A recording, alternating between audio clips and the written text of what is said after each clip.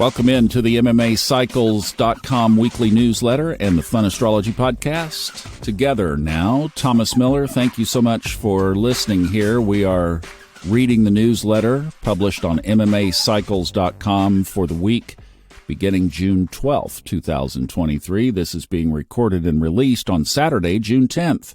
The weekly comments and thoughts by Ray Merriman. Always begins with news articles. This one from SeekingAlpha.com, published on June 10th. The article is entitled, Wall Street Breakfast, Run, Bull, Run. It says, it's official. The S&P 500's longest bear market since the 1940s has come to an end. The benchmark index closed up 0.6% to 4294 on Thursday, vaulting it back into bull territory with a 20% advance from its October low. The rally has been powered in large part because of a handful of companies posting outsized gains, like Big Tech, Tesla, and AI darling NVIDIA. There's also been somewhat of a resurgence in economic optimism compared to the sentiment that plagued the market in 2022. Now, Ray's comments for this week.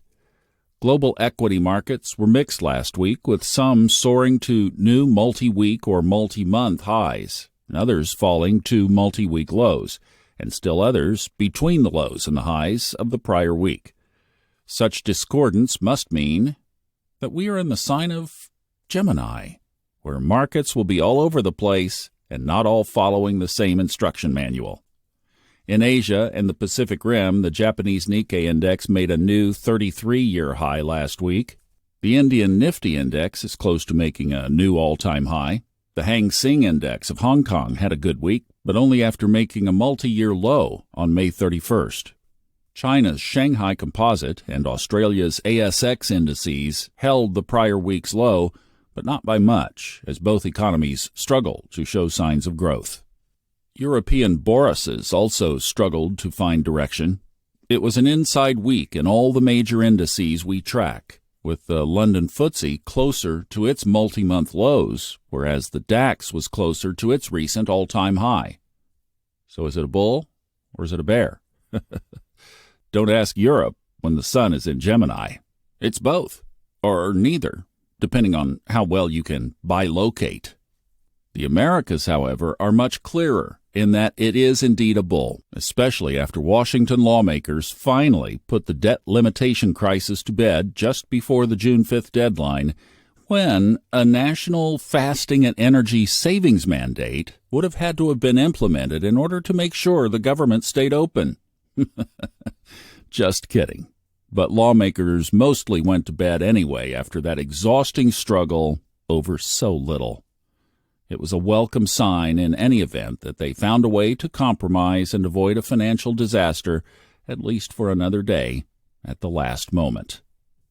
In other markets, Bitcoin fell to a new 12-week low on June 6th, but then recovered quickly. But it's still a case of lower lows and lower highs lately. Gold and silver are both trying to bounce back from recent declines, but the road is bumpy in Gemini. Crude oil made a new cycle high of 75.06 last week, a nice move from its primary cycle low of 1 month ago at 63.64. This back-and-forth nature of Gemini may get a reality check next week when Saturn and Neptune both get highlighted, which we'll talk about here in the short-term geocosmics and longer-term thoughts. This is a quote from Peggy Noonan from the Wall Street Journal this weekend. Shifts in personal fortune and unexpected turns remind us of what we know in the abstract and forget in the particular. They remind us that life is not, as a friend once reflected, a painting.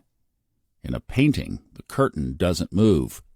In life, it moves, often softly, but sometimes in a storm, wildly. Life is dynamic. Fate, chance, and character play big determinative roles. We go through the daily grind thinking nothing ever changes, but life is change. Sometimes it's barely perceptible, and sometimes it goes boom. Here's another quote from Peggy Noonan from the same article, Don't Count a Third Party Out in 2024. She says the biggest political group in America isn't Democrats or Republicans, it's the unaffiliated. Gallup, which does a monthly poll on political affiliation, reports a record number of Americans say they are politically independent. In March, Gallup put the share of independents at 49%. Pretty much the same thing as the two parties put together. And then this quote from Donald Trump when informed on June 9th of the new charges being brought against him. I just want to tell you I am an innocent man. I did nothing wrong, and we will continue fighting this just as we have for the last 7 years. It was an interesting idea that Peggy Noonan discusses in this weekend's edition of the Wall Street Journal. She suggests a third party consisting of both a Republican and Democrat candidate could win the next election. I was thinking the same thing. I was also thinking about Robert Kennedy Jr. and Nikki Haley, both born in late Capricorn, with their natal sun conjunct the U.S. Moon-Pluto conjunction. Transiting Pluto, power and reform, will re-enter late Capricorn tomorrow, Sunday, June 11th, conjoining their natal suns until the November 2024 election. The moon in the July 2nd founding chart of the United States indicates a woman of power rising, maybe even becoming president or vice president. I know we have one now, but this is something else. And I know Democrats are hoping Michelle Obama runs, and interestingly enough, she too is a late Capricorn, same January 17th birthday as Kennedy Jr. So I don't think we can count out either of these three individuals if they decide to run in some combination together. On the other side of the political universe lies the beleaguered Donald Trump, a victim once again of the consequences of his own doings. He was charged with 37 counts of felony violations of national security laws for his handling of classified documents. Of course, Joe Biden did something very similar, and one has to wonder when he will have to also deal with the consequences of his own doings as well, probably if and when Donald Trump gets reelected. We note that Mr. Trump will celebrate his 77th birthday this week on June 14th. That means his solar return is also this week, a time when the Earth is at the same position in its orbit around the Sun as it was when he was born. This is an actual event. Like all events, a chart can be cast for that moment, and based on the location of where the event takes place, which in this case appears to be in West Palm Beach, Florida.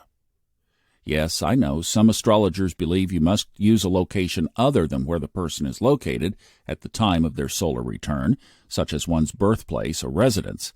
But that's not the basic foundation for which an accurate and relevant solar return or event horoscope is cast, if you follow the tenets upon which astrology is based. But I digress. The former president's solar return will take place at 1:17 a.m. on June 14th in West Palm Beach, Florida. The rising will be at 17 degrees Pisces, right on the midpoint of Saturn and Neptune at 7 degrees and 27 degrees Pisces, respectively. Since the Saturn-Neptune midpoint is symbolic of weakness and the ascendant is you, the person, and your body, it poses the possibility of confinement. He needs to get the hell out of West Palm Beach if he wants to change the dynamic to something resembling freedom of movement. He does have the moon conjunct Jupiter in Taurus in the second house, so this also implies he will rake in another busload of donations from these new charges. It's good for his finances, but maybe not so good for his personal liberty if he actually is in West Palm Beach at that time, and if this chart proves to be relevant. Shorter term, astrologically, we note that this week finds Pluto moving back into Capricorn and Mercury forward into Gemini on Sunday, tomorrow, June 11th, the same day Venus will square Jupiter. There is a change of sentiment starting, but it may not get fully underway until after June 17th to 19th, when Saturn turns retrograde and the Sun squares Neptune. These are both powerful level 1 signatures, which have the strongest correlations to reversal and primary cycles in financial markets, given an orb of 11 trading days. With Saturn in Pisces and Neptune in retrograde, crude oil will likely be highlighted for a reversal. On a more personal level, highlighting Saturn in Pisces and Neptune squared by the Sun favors those engaged in spiritual practices and who hold honesty and truthfulness in high value. It does not value those who are deceptive and prone to spread false or misleading information that adversely affects the right of others to make informed choices based on full disclosure. This is not the time to hide something from someone that they have a right to know, or to intentionally mislead them into making a poor decision to one's advantage at their expense. Those who violate this principle at this time may end up in a situation much like Donald Trump this week. Saturn with Neptune can be the ultimate victim aspect. The solution? Be accountable, be honest, and truthful. And that concludes this week's newsletter. Now, some of you are listening on the new Merriman Market Analyst podcast, and I'm Thomas Miller, the host of the Fun Astrology podcast, and we've basically combined these Saturday episodes that we've been doing since 2022 sometime into one that are both being distributed on 2 channels. And as the host of the Fun Astrology podcast and somebody who has been following the markets since the 1980s, my dad was a retail broker and grew up with it in our household every day, all day long. We followed the markets, and he's given me the latitude to stick my foot in my mouth a few times after these episodes. So if there's room, stick a couple of comments on. And the only comment I really have this week is that I was narrating an audiobook which consumes my mornings, so trading took a back seat. You don't trade and narrate at the same time. That's why you're glad you have folks like MMA Cycles looking over your shoulder, keeping you on the straight ship. And speaking of audiobooks, we did 2 for MMA last year. That's the Trends 2023 book and also the Forecast book. It's the mundane portion. It's not the financial portion. It's the first part of the book. Are both available on Audible and iTunes, if you'd like to check that out. I think the only thing I would tag on to the end of this is something that is financial, not astrological, but the U.S. Treasury Department is going to begin issuing short-term T-bills this coming week, and the reason they're doing that is that their bank account got really low. The federal bank account got way down, and this is, of course, what pays out Social Security and all the federal obligations, including Congress's paychecks.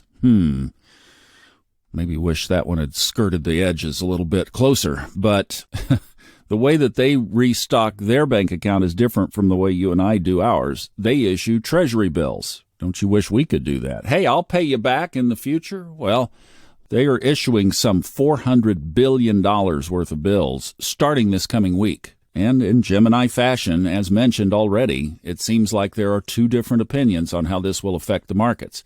But that's the one thing that I would say to add on to this is that issuance will be well covered in the media. You have to wonder, is that liquidity that will come in that through the trading desk of the U.S. Treasury will eventually find its way into the markets? Or is that something that will drain liquidity from the markets and go into what is perceived as a safer investment right now? But the next 2 Sundays are the big days in the sky as Pluto moves back into Capricorn. I love what he talked about on the political front. Wow, hadn't seen that one, so thank you, Ray, for that.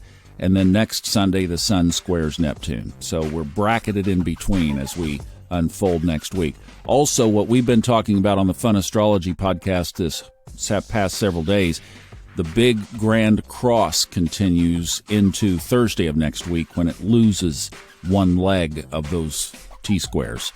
Catch up on the Fun Astrology podcast for the details on that, but we're not out of that energy yet either.